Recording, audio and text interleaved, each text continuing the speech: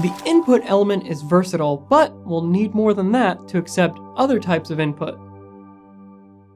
As you can see, we have the same form that we created in the previous video, and we're going to add on to it.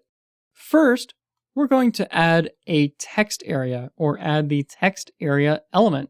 And we're going to add that before our submit button and after our group of checkboxes.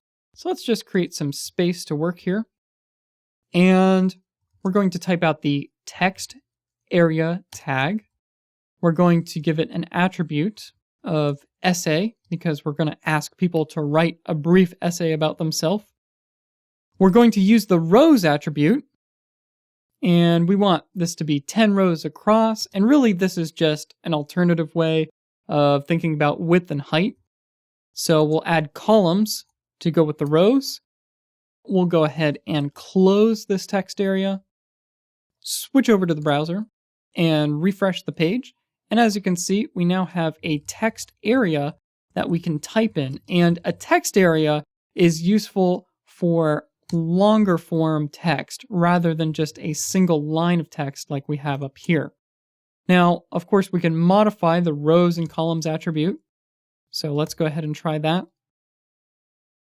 So let's say we wanted an essay here that was 15 rows wide and 10 columns tall. We'll refresh, and now we have a really tall and skinny one.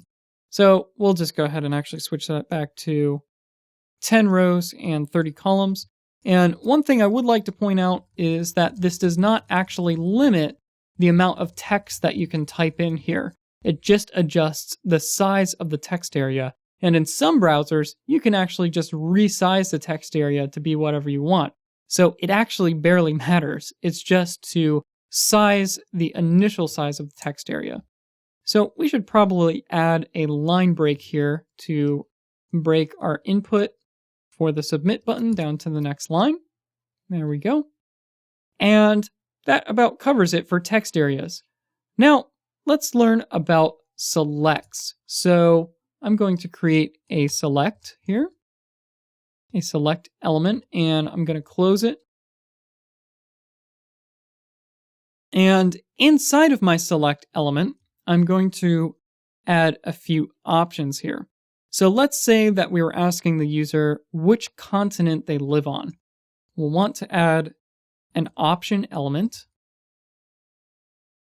And inside of this option element, we'll say North America. We'll add another one that says South America. Then we'll add in Europe. We'll throw in Africa. Add in Asia. Got two more here.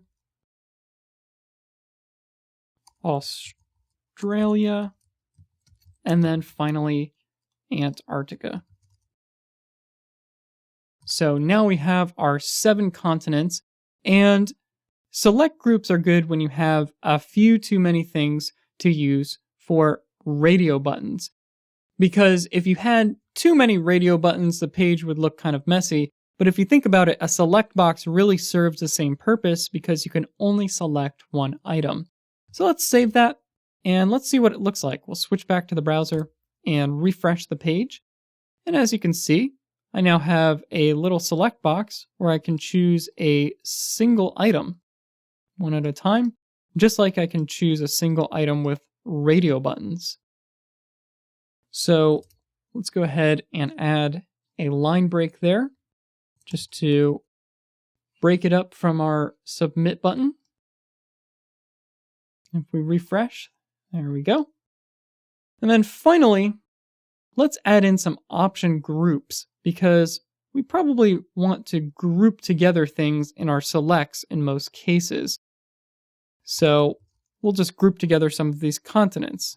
We'll add an opt group here, and we'll label it Americas for North and South America.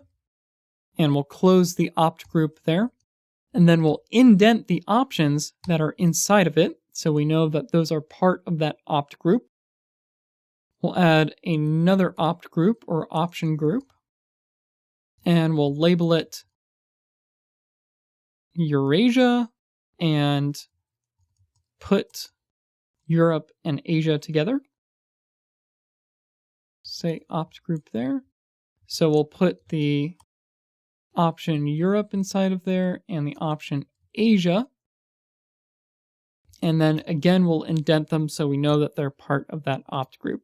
So we'll go ahead and save that out, switch back to the browser and refresh. And as you can see here, we now have these opt group labels, Americas and Eurasia, which are slightly grayed out, and we can't actually select them. They're not selectable items. Only the items underneath them are selectable. What you'll also notice is that the items within the opt group are slightly indented from the rest of the list. That indicates that they are part of that option group. That's it for text areas and selects. We're almost done learning about form elements, but there are still a few more to go.